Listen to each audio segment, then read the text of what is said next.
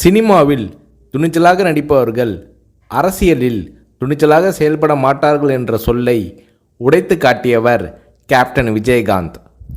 தமிழக அரசியலில் துணிச்சல் மிகுந்த அரசியல் கட்சி தலைவராக கேப்டன் விஜயகாந்த் அவர்கள் உருவெடுத்தார்.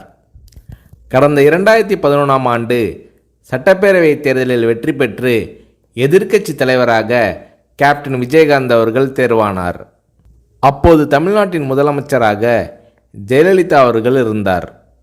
இந்த நிலையில் சட்டசபை கூட்டத்தொடரில் பால் மற்றும் மின்சார கட்டண உயர்வு குறித்து தேமுதிக சட்டமன்ற உறுப்பினர்கள் கேள்வி எழுப்பினார்கள். அப்போது அதிமுக தேமுதிக எம்எல்ஏக்கள் இடையே கடும் வாக்குவாதம் ஏற்பட்டது. இந்த நேரத்தில் ஆவேசமாக எழுந்து பேசிய கேப்டன் விஜயகாந்த் அவர்கள், கூட்டணி கட்சி என்றால் ஆளுங்கட்சிக்கு ஆதரவாக இருக்க வேண்டும் என்பது இல்லை, மக்கள் பிரச்சனை தான் எங்களுக்கு முக்கியம், அதை பற்றி தான் பேசுவோம் என்று கர்ஜித்தார் கேப்டன் விஜயகாந்த். இந்த நேரத்தில் ஜெயலலிதா அவர்களும் கேப்டன் விஜயகாந்த் அவர்களும் மாறி மாறி கடும் விவாதத்தில் ஈடுபட்டனர். இது அன்றைய காலகட்டத்தில் பெரும் பரபரப்பாக பேசப்பட்டது.